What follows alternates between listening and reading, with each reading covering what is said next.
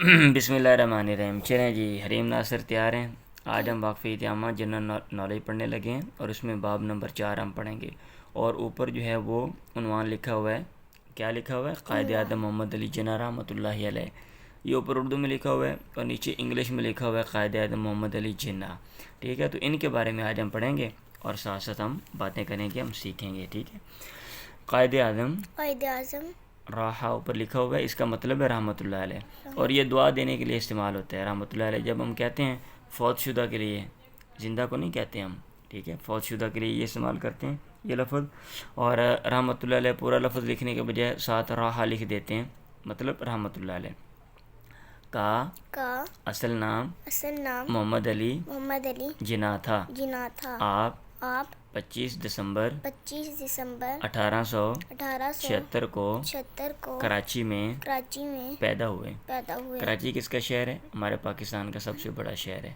ابتدائی تعلیم کراچی میں حاصل کرنے کے بعد قانون کی اعلیٰ تعلیم کے لیے انگلستان چلے گئے۔ انگلینڈ چلے گئے، آج کل انگلینڈ لفظ ہم بولتے ہیں عموماً۔ ٹھیک ہے، وطن واپسی پر آپ رحمۃ اللہ علیہ نے وکالت شروع کر دی۔ قائد اعظم نے اپنی سیاسی زندگی کا آغاز کانگریس سے کیا۔ یہ کانگریس کیا ہے؟ ایک سیاسی جماعت تھی۔ ٹھیک ہے، ہندوستان میں ایک سیاسی جماعت تھی کانگریس۔ تو اس میں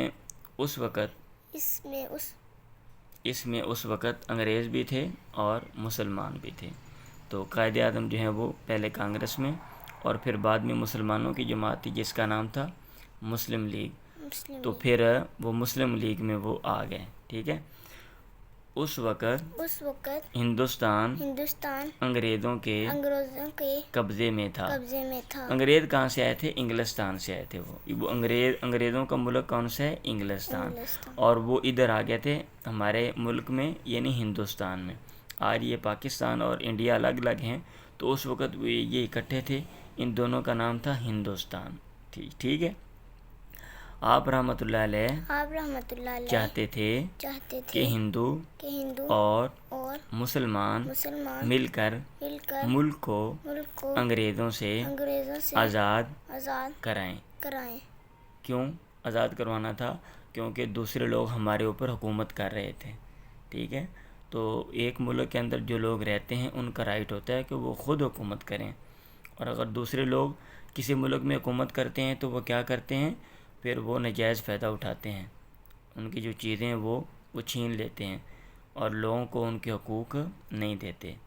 صحیح ہے، اس لیے اس مقصد کے لیے آپ رحمۃ اللہ علیہ نے ہندو مسلم اتحاد کے لیے بہت کوشش کی۔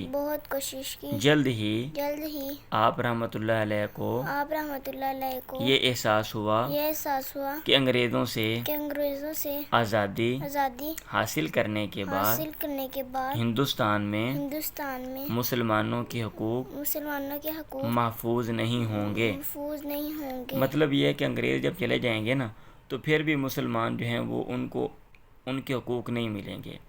لہذا آپ نے 1940 میں قرارداد لاہور میں مسلمانوں کے لیے ایک الگ ملک کا مطالبہ کیا۔ قرارداد مطلب لوگ وہاں پہ اکٹھے ہوئے تھے اور قائد اعظم نے کہا کہ بھئی ہمیں ایک الگ کنٹری چاہیے، ملک چاہیے۔ لوگوں نے کہا ہم سب آپ کی بات جو ہے وہ آپ کی بات کے ساتھ اتفاق کرتے ہیں۔ ٹھیک ہے، تو سادہ لفظوں میں اس کو کہتے ہیں قرارداد، یعنی ایک بات پیش کی تھی اور لوگوں نے کہا تھا ہم اس پر اتفاق کرتے ہیں۔ اس مقصد کے لیے آپ رحمۃ اللہ علیہ نے ہندوستان کے مسلمانوں کو متحد کیا۔ مسلمانوں نے آپ رحمۃ اللہ علیہ کی قیادت میں علیحدہ وطن کے قیام کے لیے بہت جدوجہد کی اور 14 اگست 1947 کو 1947 پاکستان پاکستان وجود میں آ گیا. وجود میں آ گیا. لیں جی، آج آپ نے اتنا یاد کرنا ہے، ٹھیک ہے.